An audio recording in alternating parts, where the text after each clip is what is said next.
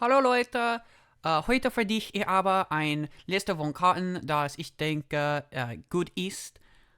Now that I've completely alienated all of my German viewers, which makes up a surprisingly large portion of my viewers, by the way, I would like to present to you two different ways to play an actual 40 card Orcust list that are both pretty decent and both also still have the same downfall of Dimension Shifter is absolutely insane. But if you're not playing into Shifter, these decks are actually both really insane.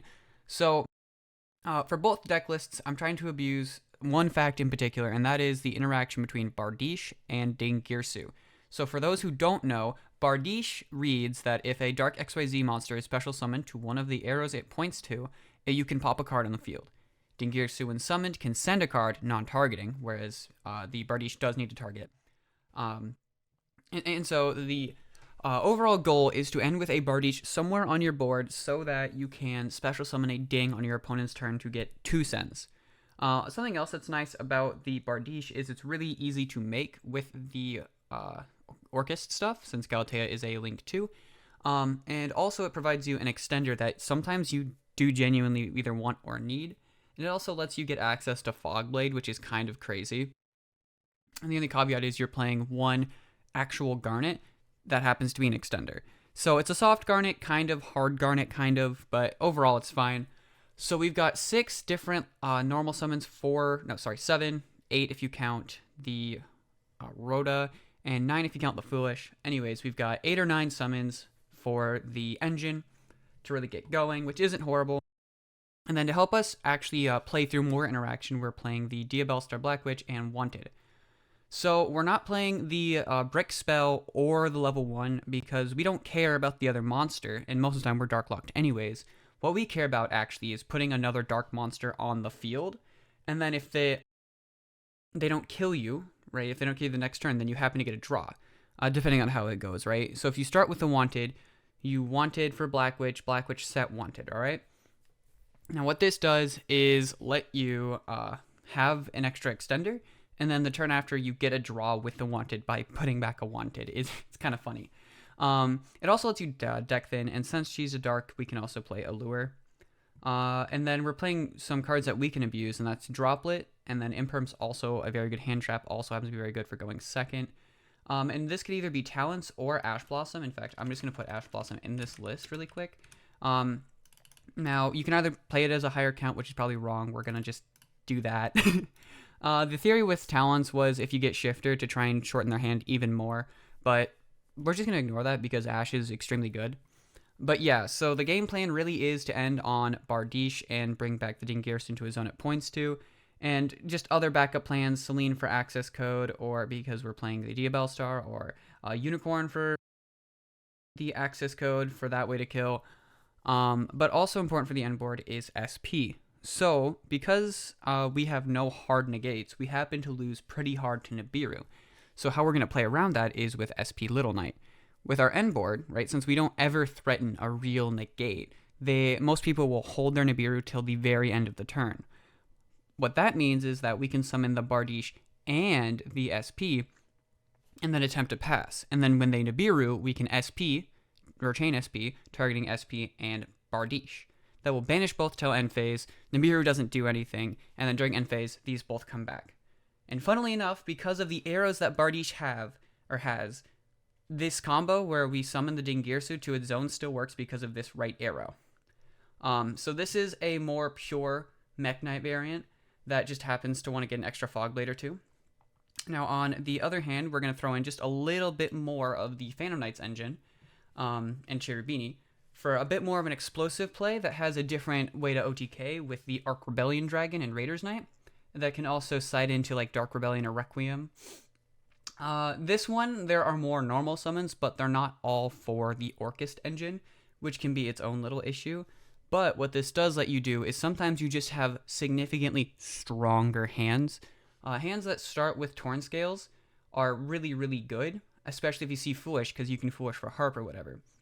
Now, we could maybe cut down like the Girsu count and just up more on the Phantom Knights count. I haven't done enough testing with that, but we're more or less doing the same thing. We're trying to use Allure, Black Witch, Droplet, the interaction between Bardiche and Dingirsu, but we've got the Phantom Knights engine in full so that we can get extra bodies via Cherubini and the Seer Graph combo, or for a better follow-up, if we get, the Torn Scales plus one of these guys in the graveyard, then you can just come back out, summon the Breaksword, pop the Breaksword something, Raiders Knight for Arc Rebellion, and then kill that way.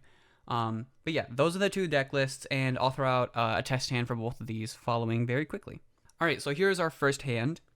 It's pretty good, but at the same time, it loses to one interaction, and I think that's overall I shouldn't say lose, but that's really one thing that I don't personally enjoy that much about the Orcust. It's that we're really hoping that Girsu resolves, and if it doesn't, we're kind of boned. But the way our turn looks, let's assume we actually get our Girsu resolve, is Girsu's effect. Girsu will then, of course, everyone's favorite little combo, send the Harp Horror to grave.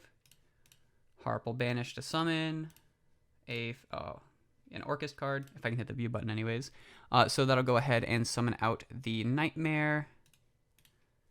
That is if we can't summon the token, but honestly the token's not important and it gets in the way more than you'd think. But we'll go ahead and turn these two into Galatea.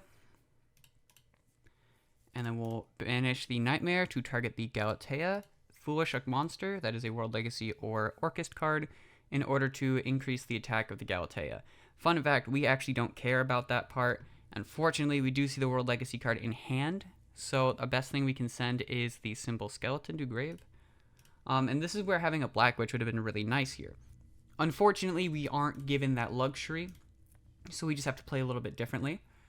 We'll go ahead and use the Galatea effect targeting the Nightmare to put it back on the bottom of deck and set an Orcust Spell Trap.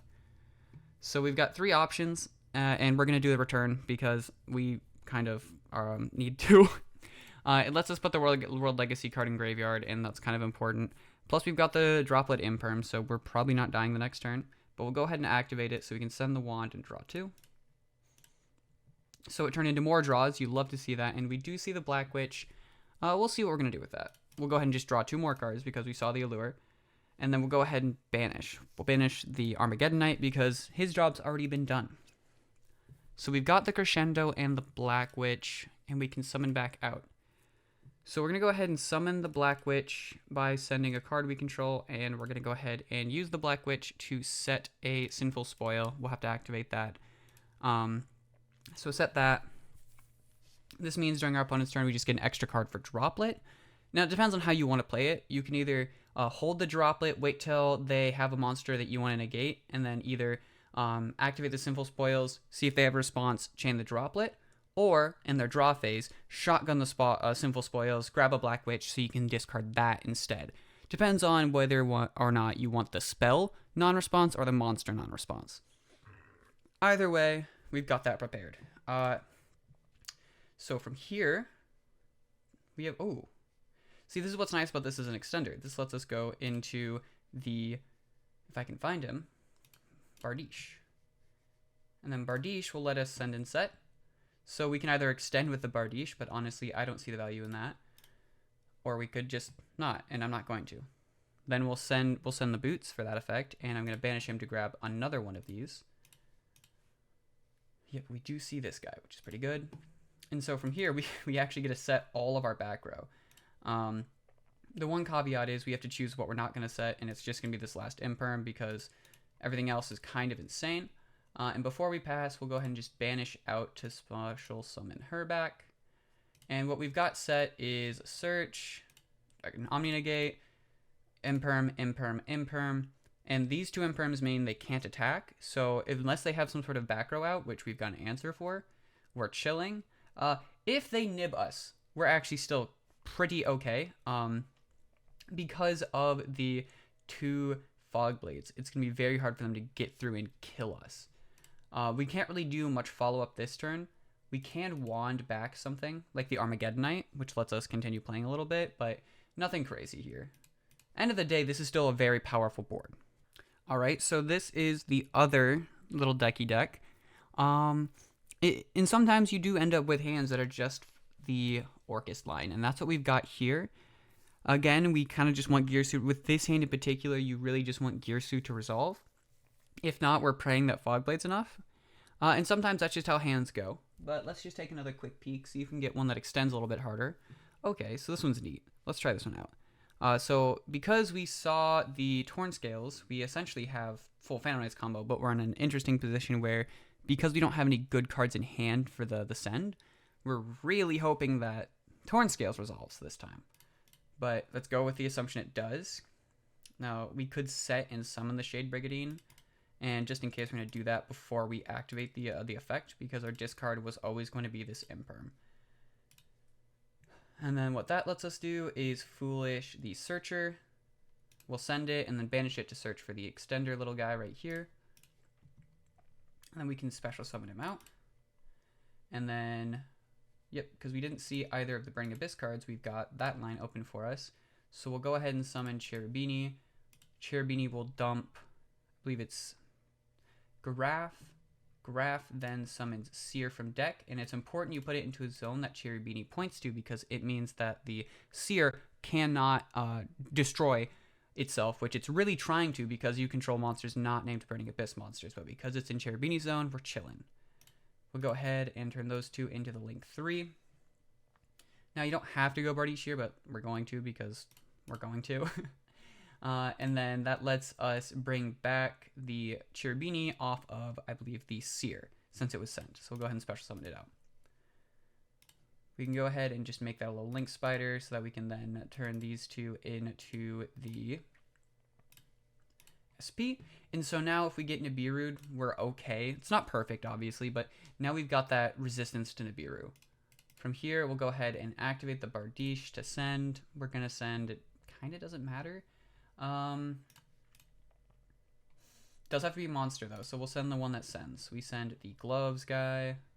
I saw him just a second ago. To grave, and we get to set a Fogblade. And then we're gonna actually go ahead and banish him to send the other Fogblade in deck to grave. And then we're gonna have Fogblade out for the boots there, because Phantom Knight's card was banished. We can bring back the Torn Scales. And then we do that little play. So we're going to go ahead and summon them both out, turn them into the Break Sword, and then we're going to use the Bardiche to pop the Break Sword. Break Sword then brings these two guys back as level 4s that banish the next time they leave the field. And unfortunately, we're just going to turn these two into an IP more than anything else, because it's not worth making these other guys. So we just go ahead and, banish these two. For the Masquerena.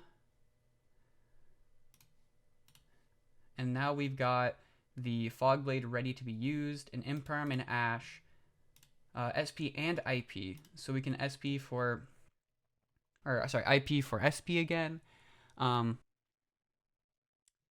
Yeah. What's really important here is that we've got these two set up as protection. You can use the SP to banish the Bardiche and a card they summon, since the Bardiche arrow will point to the right. So if it's, say, summoned back, it summons here or right next to the Masquerena. What's important is that the arrow points to a main monster zone, so that's fine. We really don't want to SP early, though. Our first hope is that we can bring back out the Break Sword. We'll see how it goes. But we could use the, Imperma monster. They link it off, or Fusion or Synchro or whatever. This would then go to Graveyard. And then we can banish it to special summon the Break Sword and pop a card they control. And then we can SP for, off the Break Sword or the Bardiche. Probably the Bardiche, because that card's just insane. And then we still have the IP for SP play ready to go.